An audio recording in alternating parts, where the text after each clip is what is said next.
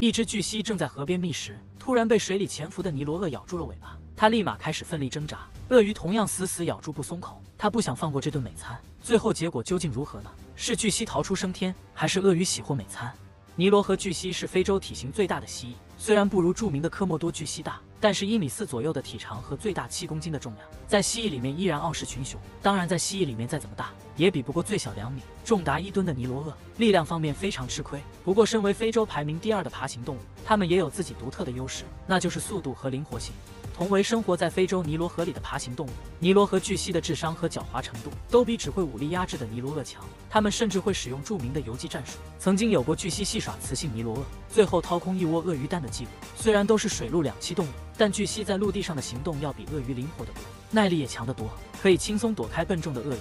为了抢夺鳄鱼蛋，他们会纠结5、6只同类，一起对着守护鳄鱼蛋的雌性鳄鱼骚扰攻击。尼罗鳄孵化时，正好是非洲天气最炎热的时期，这时候的雌性尼罗鳄不得不经常爬到河水里面降温，这就给了尼罗河巨蜥机会。他们会轮流骚扰守蛋的鳄鱼，让它无法安静的休息和降温。等到鳄鱼精疲力尽爬到一边乘凉时，巨蜥就会一拥而上冲到鳄鱼窝里，将蛋吃干抹净。可能是因为尼罗河巨蜥的偷蛋操作太过猥琐，很多成年尼罗鳄都对他们抱有恶意。那么尼罗鳄的战斗力究竟如何呢？身为非洲地区最大、世界排名第2的冷血杀手，尼罗鳄的杀伤力和攻击性可是赫赫有名。在非洲草原上，除了大象跟河马外，尼罗鳄就是无敌的存在，就连雄狮都不敢跟它单独对线，带着狮群才能有足够的底气。尼罗鳄攻击力最大的就是能张开90度的大嘴，它的嘴里有60多颗粗壮而坚硬的牙齿，这些牙齿全部都是圆锥形的，可以轻松刺破猎物的皮肉。当然，这种牙齿虽然杀伤力强大，却不利于咀嚼，所以鳄鱼吃东西时需要通过死亡翻滚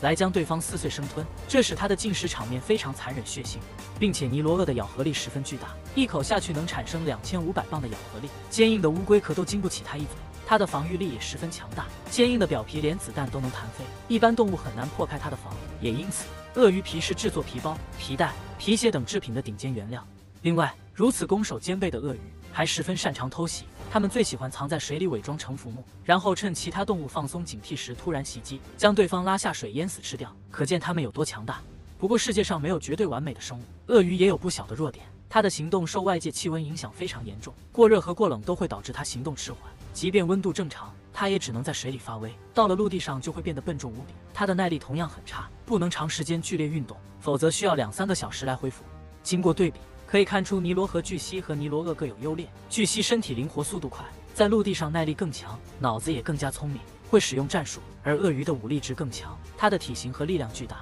可以做到绝对碾压，相应的灵活性有所下降，智商比较一般。那么当尼罗河巨蜥对战尼罗鳄时，究竟谁能赢得最后的胜利呢？巨蜥能在鳄口逃生吗？被鳄鱼咬住尾巴的尼罗河巨蜥是焦急而恐慌的，他知道自己的力量比不过鳄鱼，被拖到水里只有死路一条，于是立马拼命挣扎往岸上爬。在陆地上，鳄鱼的行动笨重无比，更方便自己找机会逃脱。不过鳄鱼也知道自己的缺点，所以他死咬住巨蜥的尾巴不松口，一点一点将对方往水里拖。这时候巨蜥应该特别羡慕能断尾求生的壁虎，要是自己的尾巴能断掉，就能摆脱鳄鱼的撕咬了。可惜巨蜥的尾巴结实无比，这场面对巨蜥十分不利，开场就被咬住了尾巴，它的灵活和速度根本无法发挥出来，跟鳄鱼决力很明显处于劣势。想到鳄鱼的耐力不行，可能无法坚持长时间的攻击，于是他更加卖力的挣扎反击，期待鳄鱼体力耗尽的时刻。可惜河边只有他一个巨蜥，没有同伴帮忙骚扰佯攻，只靠他自己的挣扎，根本无法对鳄鱼造成太大的消耗。毕竟他的尾巴一直被鳄鱼咬着，鳄鱼不需要应对他的躲闪和攻击，